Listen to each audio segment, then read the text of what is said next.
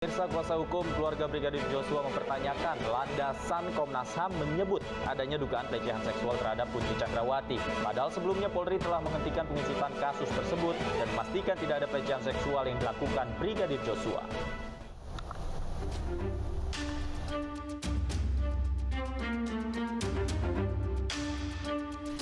Istri Verdi Sambo, Putri Chandrawati, telah ditetapkan sebagai tersangka kasus pembunuhan berencana Brigadir Joshua beberapa waktu lalu.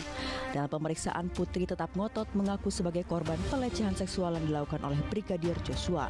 Padahal Polri telah menghentikan pengusutan kasus tersebut. Narasi pelecehan seksual juga kembali disuarakan oleh Komnas HAM.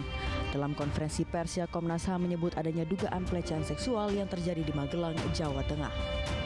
Terus kemudian terdapat dugaan kuat terjadinya peristiwa kekerasan seksual yang dilakukan oleh Brigadir J kepada saudari PC di Magelang tanggal 7 Juli 2022. Tadi detailnya disampaikan Bu Andi.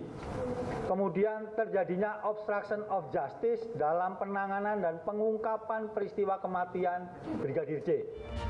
Menanggapi hal tersebut, kuasa hukum keluarga Brigadir Joshua mempertanyakan bukti yang melandasi tuduhan pelecehan yang disampaikan oleh Komnas HAM. Membuat kami bertanya-tanya, kenapa membuat perkara ini semakin blunder. Dalam hukum pidana itu ada namanya asas in criminalibus probationes pedent esse luce clariores, yang artinya adalah bahwa bukti-bukti dalam tindak pidana itu harus lebih terang daripada cahaya. Nah, apakah Komnas HAM dan Komnas Perempuan ini sudah memiliki laboratorium forensik untuk menguji hal tersebut? Atau hanya mengambil berdasarkan keterangan daripada tersangka? Tersangka dalam hal ini yang sudah disangkakan dengan dugaan tindak pidana 340 pembunuhan berencana. Putri Chandrawati sempat melaporkan kasus dugaan pelecehan seksual ke Polres Jakarta Selatan pada 7 Juli 2022. Sementara Komnas HAM menyebut pelecehan seksual terjadi di Magelang, Jawa Tengah.